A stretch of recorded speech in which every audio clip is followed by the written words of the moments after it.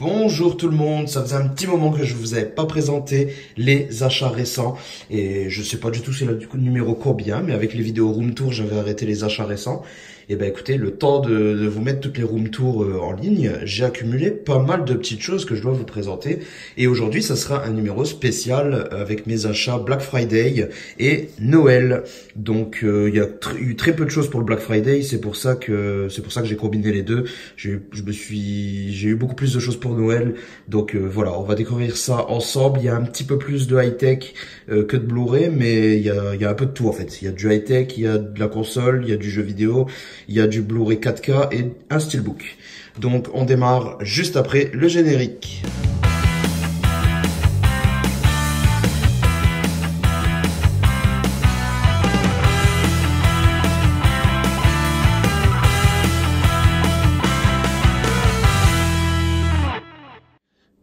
Et donc on démarre tout de suite avec le plus gros, le plus lourd et l'achat qui m'a fait le plus mal honnêtement, parce que là oui à ce stade on peut même dire que ça fait mal. J'ai acheté un nouveau MacBook, le mien fonctionnait encore très bien, mais voilà, il commençait à être un petit peu vieillot, mine de rien je l'ai traîné 6 ans, hein. C'était à 2013, à début 2013. Il tournait encore correctement, mais je rêvais de quelque chose d'un petit peu plus performant. J'avais déjà un MacBook Pro, mais voilà, là je souhaitais passer à du plus grand et à plus puissant. Donc voilà, MacBook Pro Retina 15 pouces, ça le fait. C'est franchement super agréable à utiliser. Bon, je vois déjà venir les commentaires, le prix que t'as dû le payer, tu sais que pour 1000 € de moins, t'aurais pu avoir la même chose, même plus puissant en Windows. Je suis entièrement d'accord, mais je suis pas du tout pro Apple d'ailleurs, surtout concernant les ordinateurs, parce qu'on peut très bien passer, même si on a des iPhones, des iPads, etc., on peut très bien sortir de l'écosystème Apple pour le Mac, pour l'ordinateur du moins. Mais moi c'est clairement macOS qui me plaît et qui est très très stable pour l'utilisation que j'en ai, donc du montage vidéo, de la retouche photo. Voilà, ça bug jamais. J'ai eu des bons PC Windows qui plantaient sur Photoshop et tout ça. Écoutez, j'aime la stabilité de cet OS. Alors oui, ça fait peut-être cher juste pour un OS, mais voilà. Moi en tout cas je m'y retrouve et c'est ce qui compte. Mine de rien, je l'ai pas payé plat tarif, hein, parce que voilà, je communiquerai pas le prix, ça sert à rien. Mais voilà, il y avait une jolie promo. Alors déjà, j'étais l'acheter chez Fnac, parce que à la Fnac, sur les produits haut de gamme Apple, on a déjà 100 à 200 € de remise. Là, pour le coup, j'ai eu 200 € de remise immédiate à la caisse. Donc ça fait toujours 200 € de gagné comparé au prix Apple. Mais en plus de ça, en fait j'ai profité d'un code promo qu'il y avait ce jour-là. C'était un dimanche et c'était valable dans les magasins ouverts ou sur le site en ligne. Il y avait un code qui s'appelait Lutin. Et avec ce code, on obtenait un bon d'achat de 10 € par tranche de 100 € dépensés. Donc j'ai récupéré 260 € de chèque cadeau Amazon Fnac, pardon. C'est non négligeable, hein. Mine de rien, ça va me financer les 3/4 de mes steelbooks à l'année chez Fnac. Donc voilà, c'est quand même très intéressant de ce point de vue-là. Donc ça, c'était le Mac, très content de bosser avec parce que tout va très très vite avec le i7 Seeker maintenant. Je sens bien la différence comparé au i5 quad-core que j'avais avant dans le 13 pouces. Je sens bien la différence, c'est vraiment, vraiment génial. Un pur plaisir.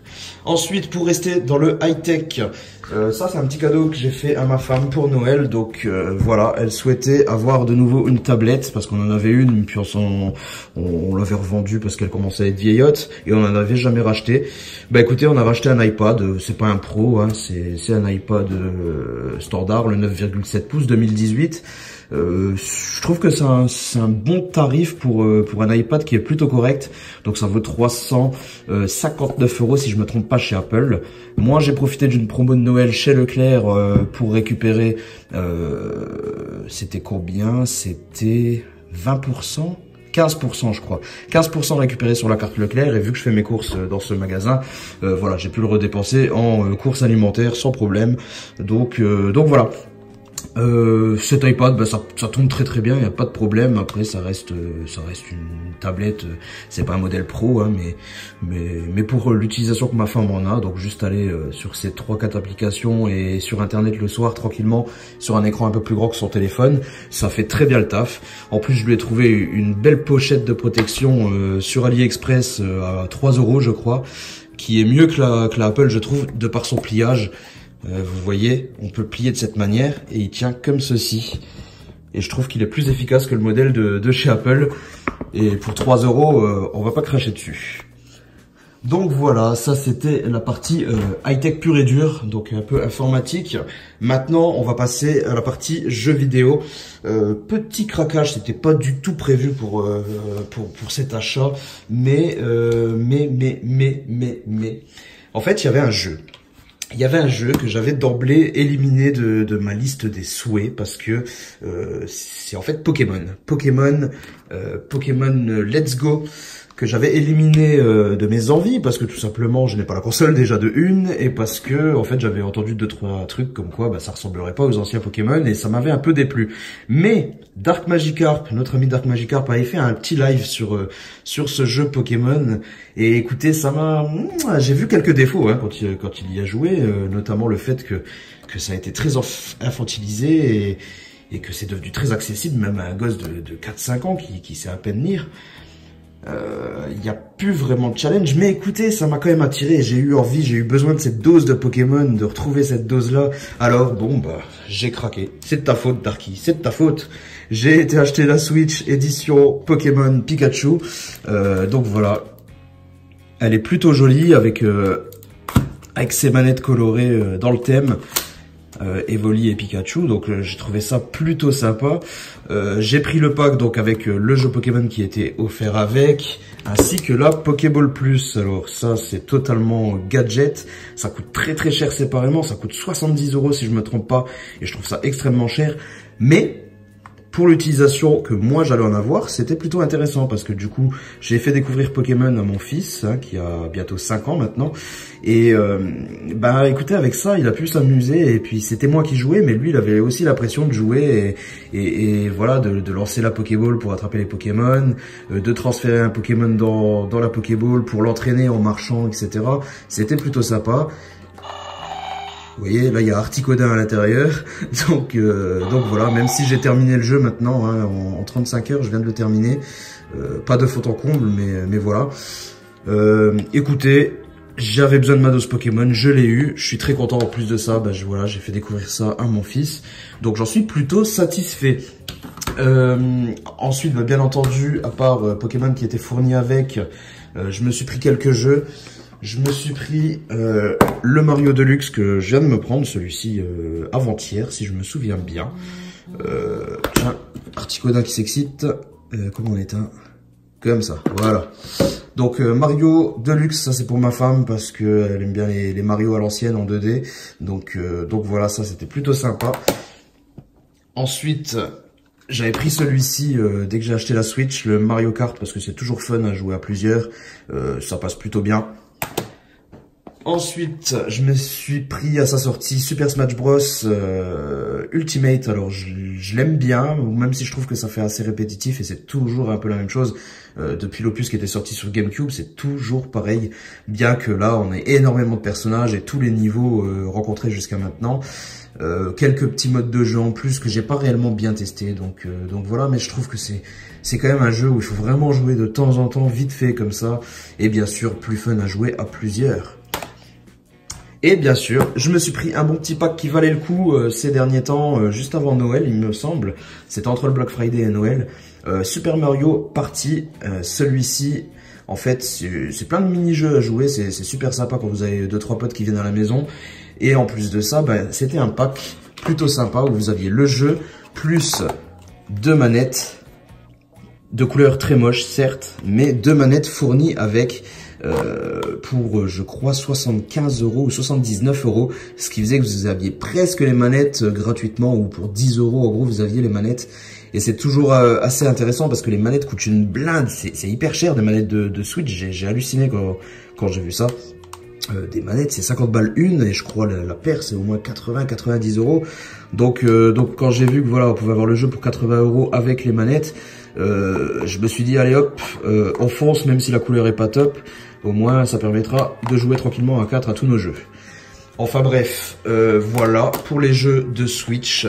Non, j'ai pris aussi également un jeu pour mon fils parce que hein, il était un petit peu jaloux de nous voir jouer à nos Mario et tout ça, sans que lui puisse vraiment en profiter. Alors je lui ai pris un petit jeu pour qu'il soit content et puis qu'il découvre un petit peu la console. Même si je trouve qu'il est un petit peu jeune, mais bon, écoutez, il faut bien un petit peu le laisser jouer, hein, quand il voit son père et sa mère jouer, forcément, on peut pas lui refuser. Alors je lui ai pris un petit jeu pas de patrouille, c'est nul, c'est tout pourri, c'est pour les gosses, hein. Mais ils sont vraiment pas foulés sur le jeu, c'est tout en 2D, voilà, c'est juste de la plateforme, il faut sauter 3 fois et attraper des petits os, c'est pourri, mais bon, en plus il l'a déjà fini, en 2 secondes, il s'est baladé lui aussi, donc enfin bref, ça c'est fait, c'était tout ce qui concernait la Switch. Non, j'ai acheté aussi une petite housse pour la Switch, pour pouvoir la transporter absolument partout. Vous avez la petite housse qui va bien, où vous pouvez stocker plein de cartouches et tous les accessoires de la Switch, vous pouvez vraiment la transporter en entière. Donc c'est vraiment quelque chose que je voulais, parce que je voulais pas les petites sacoches de transport où on met juste la console avec ses 2 petites manettes accrochées dessus et 1 ou 2 câbles. Non, là, je voulais vraiment avoir le kit complet pour que si un jour je pars quelque part et que je veux la prendre complète, j'ai pas besoin de prendre 12 sacs avec. Donc voilà, tout rentre dans celle-ci et j'en suis plutôt fier, j'en suis plutôt content, pardon. Et donc voilà, pour un petit prix, hein, je crois que j'ai payé ça 20 euros. 20 euros frais de port inclus sur Rakuten. Donc voilà, vraiment pas mal du tout. Tiens, je vois que j'avais aussi pris ça, voilà, il y en a un qui est déjà fourni avec la Switch, hein, quand vous l'achetez, il vous permet c'est un adaptateur qui vous permet de mettre vos manettes directement dessus et de pouvoir l'utiliser comme une manette standard. Sauf que celui qui est fourni avec la Switch ne permet pas de recharger. Celui-ci, lui, a bien une prise, donc on peut recharger nos manettes directement sur ce support. C'est plutôt sympa et ça devrait être fourni d'origine avec la Switch. Voilà, cette fois on a vraiment fini avec la Switch. Et avant de passer au Blu-ray, j'aimerais juste également vous présenter un appareil que je me suis pris. Il est là, c'est le HomePod que vous voyez juste ici. Donc j'avais le Google Home. Qui fonctionnait plutôt bien en tant qu'assistant, hein, pas de problème de ce côté, mais il a commencé à déconner légèrement, à se déclencher tout seul, à tout va. On est tranquille en train de regarder la télé et elle se déclenchait, ça m'énervait un petit peu. Non seulement ça, mais en plus de ça, elle était de plus en plus lente. Alors en fait, je lui demandais une requête et elle moulinait pendant 30 secondes avant d'obéir. Et je trouve ça un peu pourri, parce que le but c'est de simplifier un peu la vie, c'est gadget, hein. Mais voilà, c'est un assistant, c'est pour simplifier un petit peu la vie. Et donc je trouvais ça un peu pourri qu'on l'attende pendant 30 secondes. Donc voilà, j'ai opté pour le Apple qui en plus est beaucoup plus intéressant en termes de connectivité, vu que j'ai un iPhone et que ça rentre dans l'écosystème Apple. Du coup ça partage mon calendrier, mes appels, tout ça. Je peux recevoir mes appels directement, décrocher sur ce HomePod. Je peux envoyer des messages, lui demander d'envoyer un message. Je peux lui demander toutes sortes de choses, hein, d'inscrire un rendez-vous dans mon calendrier. Tout ça est partagé sur mon Mac, sur mon iPhone. C'est vraiment sympa et surtout il est beaucoup plus réactif, quoi. Pour exemple, dis Siri, éteins la lumière de la salle à manger. Et voilà, c'est fait. Donc vous voyez, c'est quand même beaucoup plus intéressant. Je vais quand même rallumer parce qu'il fait un peu sombre. Dis Siri, allume la lumière de la salle à manger. Voilà.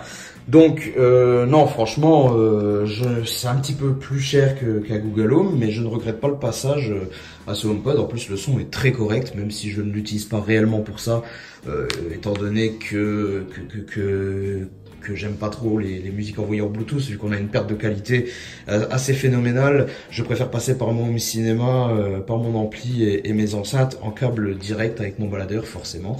C'est un petit peu mieux. Mais bon, pour dépanner, voilà, faire écouter un petit truc, tac tac, on se connecte en Bluetooth, on envoie dessus, ça passe très très bien, il n'y a pas de problème. Et puis voilà. Ensuite, écoutez, on va peut-être enfin attaquer les Blu-ray quand même, hein. Alors cette fois-ci, chopé pour le Black Friday, en fait, l'intégrale de la série Urgence. Alors ça a été un choix assez difficile à faire parce que, en fait, Étant un petit peu plus jeune, je regardais souvent quand ça passait, je crois que c'était sur France 2 hein, que ça passait à la télé. Et dès que je tombais dessus, je restais bloqué devant. Hein. J'ai pas réellement suivi cette série, mais je restais bloqué devant et j'étais à fond dedans. Et voilà, sans avoir réellement suivi cette série, j'ai le sentiment qu'elle doit être très très bien. Et j'ai toujours eu envie de la découvrir en entière. Mais voilà, je m'étais dit, je voudrais bien télécharger des épisodes, mais comment trouver saison 1 à 15 sans avoir un épisode manquant, en bonne qualité, etc., etc. Je m'étais dit non, mais achète un intégral si c'est pas très cher. Je regardais les prix, je voyais 100 balles, etc. Je me disais, oh, quand même, je suis vraiment pas sûr que je vais toujours accrocher aujourd'hui. Je vais peut-être pas mettre 100 € quand même là-dedans. Alors, écoutez, pour le Black Friday, quand j'ai vu le prix de ce coffret qui coûtait 89 € je crois, au prix normal, qui était soldé à moins 50%, j'ai pas hésité très longtemps finalement et je me suis dit allez hop on tente le coup et au pire des cas si je suis déçu de cette série, eh ben écoutez je le revendrai au même prix que je l'ai touché, comme ça tout le monde est content, ça fera un petit 40 € là et puis ça fera une bonne affaire pour quelqu'un et puis bah pour moi je serai débarrassé sans avoir perdu d'argent. Par contre gros point négatif, c'est quoi ce packaging là? Regardez-moi ça. On est du retour aux années 90 là, c'est voilà, tous les CD empilés dans des boîtes de CD là, comme quand on gravait les CD là, c'est juste horrible de faire ça aujourd'hui. Franchement, ça quand j'ai ouvert, j'étais sur le cul parce que je savais pas que ça pouvait encore se faire et je trouve ça assez honteux. C'est vraiment économie au maximum quoi. Enfin bref, quand même content pour ce prix d'avoir l'intégrale saison 1 à 15 de Urgence. J'espère que ça me plaira et que je vais accrocher. Et surtout que je vais surkiffer même. Ensuite, le steelbook que je me suis chopé. Écoutez, je me suis pris Rambo, donc la trilogie en 4K. Écoutez, enfin la trilogie non, les 3 premiers Rambo en 4K. Pas du tout pour son steelbook parce que je le trouve pas phénoménal hein, clairement, c'est dessiné, c'est pas top hein, mais voilà, je voulais surtout Rambo 1 parce que j'ai dans mes souvenirs Rambo 1 qui me plaisait énormément.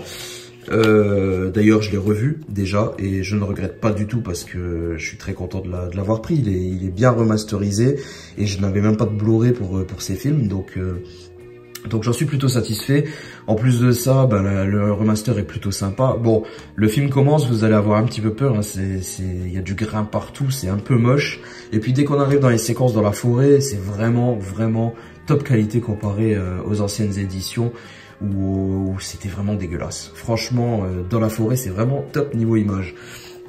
Écoutez, le 1, je l'ai revu comme je vous ai dit. Je ne regrette pas du tout mon choix. Le 2 et le 3, par contre, je m'en souviens plus trop. Je les ai vus il y a très longtemps. Je sais plus vraiment si... il me semble que je les aime beaucoup moins, le 2 et 3. Je sais que le 4, j'aime beaucoup. Mais voilà. Le 1, j'adore. Le 2 et le 3, je sais plus trop. Je crois que j'aime pas trop. Donc, on verra bien. On verra bien si je conserve le tout. J'en sais rien. Mais rien que pour le 1, ça valait le coup de prendre ces 3 Rambo en 4K. Ensuite, encore un Blu-ray 4K. Il s'agit de Fallout. Alors, je vous l'avais déjà montré dans la vidéo où je vous montrais le steelbook de Fallout édition Leclerc. Je vous avais expliqué. J'ai pu le choper sur Amazon Espagne pour 15 €. Et avec, je crois qu'il y a une VF dessus. Du moins, au moins les sous-titres, sinon je l'aurais pas pris. Oui, il y avait tout. C'est la même chose que le Blu-ray français. Et donc, voilà. J'ai chopé tranquillement à 15 € et ça fait plaisir, surtout que ça m'a permis de prendre le steelbook Leclerc que je n'aurais pas pris si jamais il fallait que j'achète le 4K en France à plein tarif. Mais je n'ai toujours pas revu Fallout, à ce qui paraît le 4K est énorme. Mais voilà, déjà au cinéma j'avais pris une sacrée claque, je l'avais beaucoup aimé et je sais pas si c'est pas mon préféré des Missions Impossibles. Donc, enfin l'un de mes préférés en tout cas. Donc voilà, je suis pressé de me refaire une petite séance et on verra bien ce que ça donne. Et pour terminer, j'ai pris pendant le Black Friday aussi, ça c'était pendant le Black Friday, je me suis chopé la trilogie Da Vinci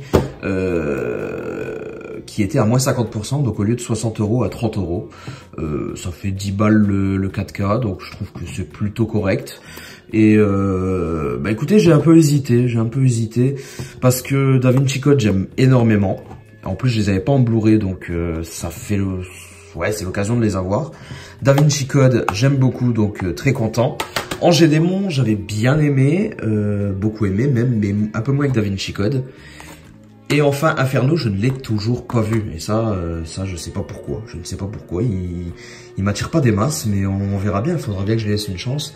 Et on verra bien. N'hésitez pas à me dire si jamais vous l'avez vu, s'il est à l'auteur des deux premiers, ou plus vers le DaVinci qui est encore meilleur à mon sens. Je sais pas trop.